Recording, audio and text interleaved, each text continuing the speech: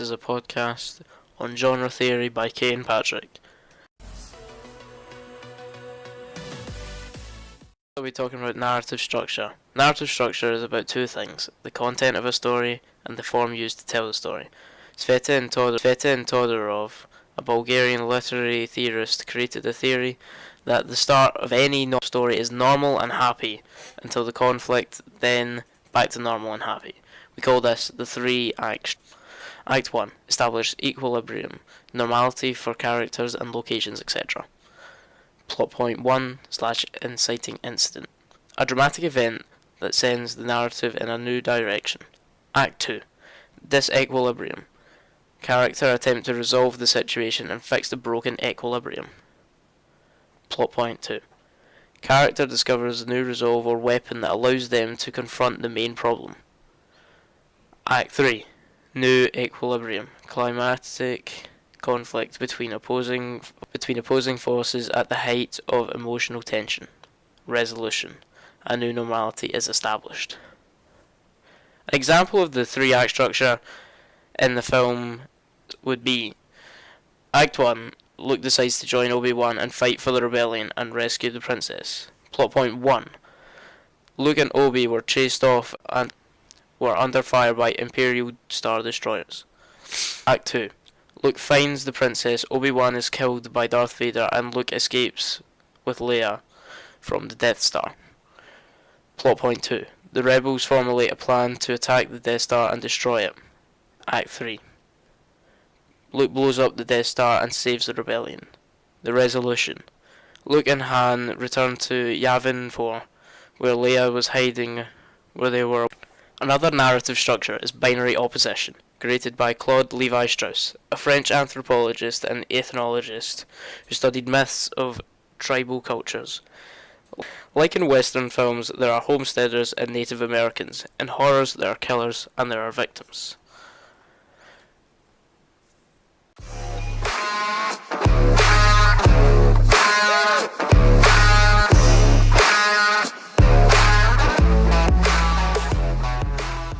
What is genre? Genre is a way of categorizing films.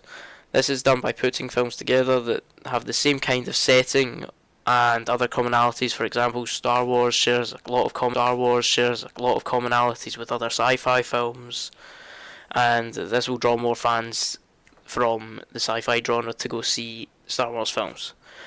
Genre doesn't mean every film in its genre is the same. Genre evolves into smaller subgenres. Like in the horror genre, there is the subgenre of slasher. That would include films like Scream, Friday the 13th, stuff like that.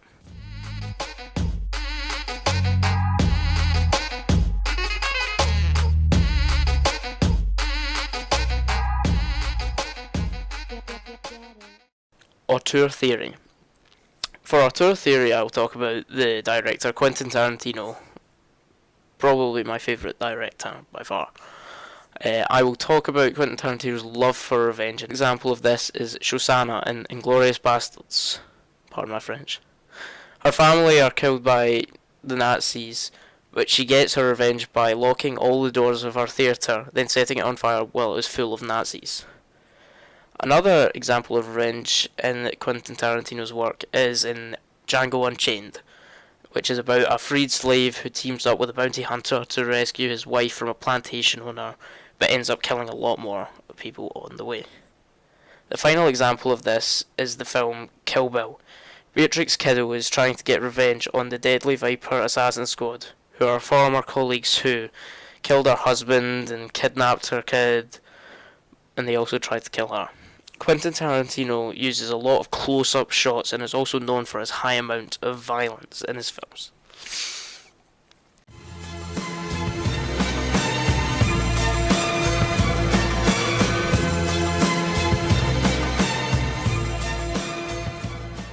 There is a popular allegorical reading that Luke Skywalker is a terrorist. There is a picture that I saw that explains it perfectly, and it says, Star Wars. The story of an orphan boy who becomes radicalized after a military strike kills his family. He's indoctrinated into an ancient religion, joins a band of rebel insurgents, and carries out a terrorist attack killing 300,000 people. Tonight we losing this fight, or help our souls tonight. Is no one on our side who's gonna help our souls tonight. I'm going to analyse the theme of good versus evil through the Star Wars film A New Hope, 1970. Star Wars is known for its classic good versus evil characters. The bad guy, Darth Vader, is a cold-hearted villain, while the good guys, Luke Skywalker and Obi-Wan Kenobi and Han Solo and Chewbacca, are ragtag good-hearted heroes that trying to keep the galaxy safe from Darth Vader's wrath on humanity.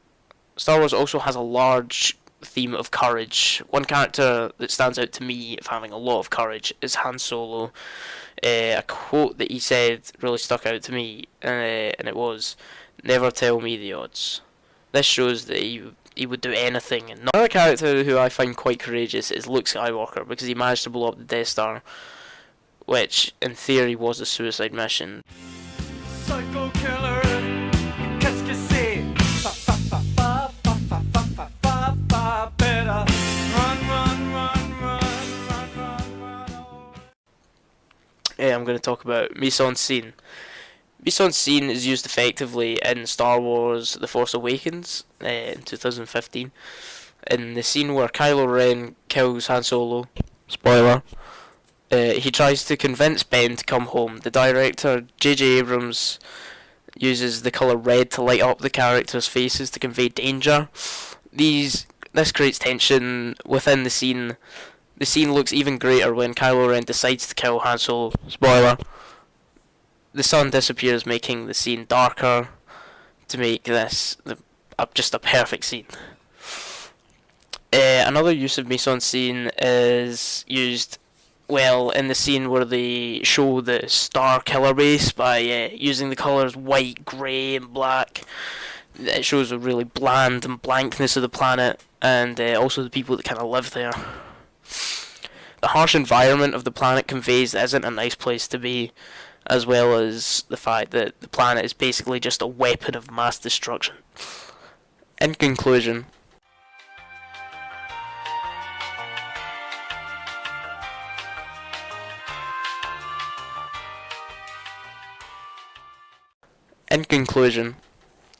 genre is a good way of categorizing films into specific areas, such as like subgenres, being great for helping put certain films in a group like slashers into the horror genre.